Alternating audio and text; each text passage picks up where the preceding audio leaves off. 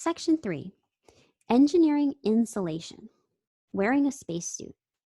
The International Space Station is an artificial satellite in orbit around Earth. It is not just any satellite, however. The space station is a moving science laboratory that orbits 386 kilometers or 240 miles above Earth. Astronauts from many different countries live on board the space station. Sometimes astronauts go on spacewalks around outside of the space station. They do this to make repairs to the space station or to other artificial satellites in orbit around Earth. Suiting up. Before they do this, they have to suit up. An astronaut's spacesuit is complex. It has many different parts. It is actually a personalized spacecraft. It is designed to protect the astronaut in the harsh space environment.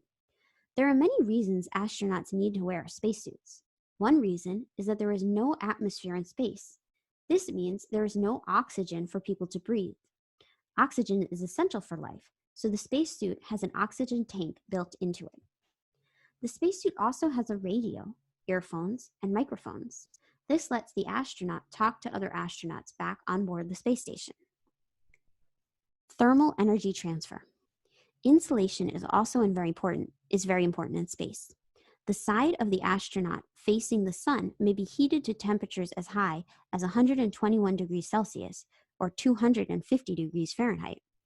The side of the astronaut facing away from the sun may reach temperatures as low as negative 156 degrees Celsius or negative 250 degrees Fahrenheit.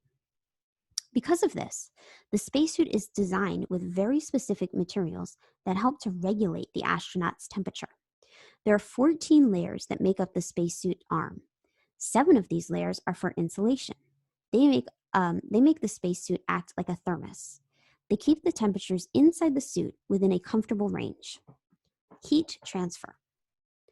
In order to understand how materials can provide insulation, it is important to understand how heat transfers between substances.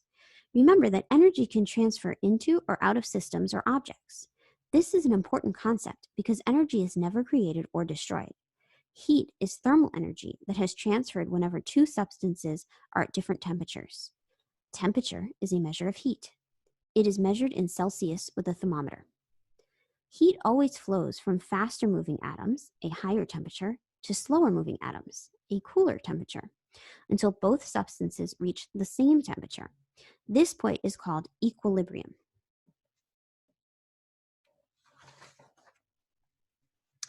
Here on Earth, thermal energy transfers is in one of three ways: radiation, conduction, or convection. We'll explore convection more later on in the year because it only occurs in liquids and gases, so it does not occur in space. In this unit, we'll focus on radiation and conduction, which both occur in space. Radiation is the primary way that heat is transferred in space because there's so much empty space. Radiation is the only form of heat transfer that doesn't require contact between the heat source and the object heated.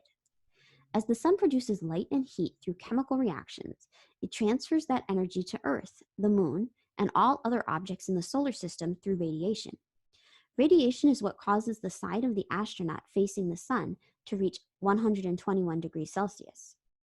On occasion, heat can also transfer through conduction in space. Conduction is a form of heat transfer that occurs when molecules collide. On Earth, it occurs all of the time.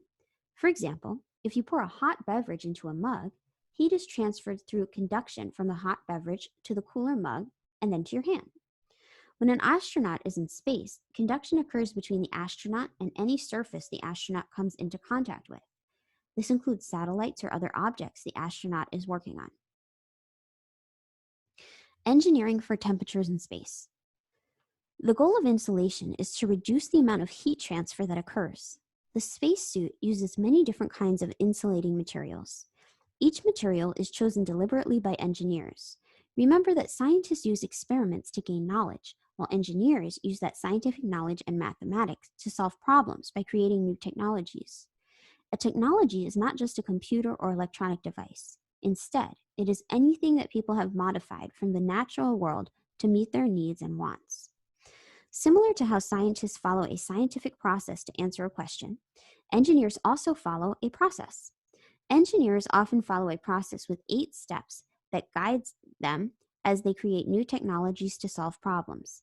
The engineering process is similar to the scientific process, but it differs because each has a different goal. Scientists are trying to answer a question, while engineers are trying to solve a problem.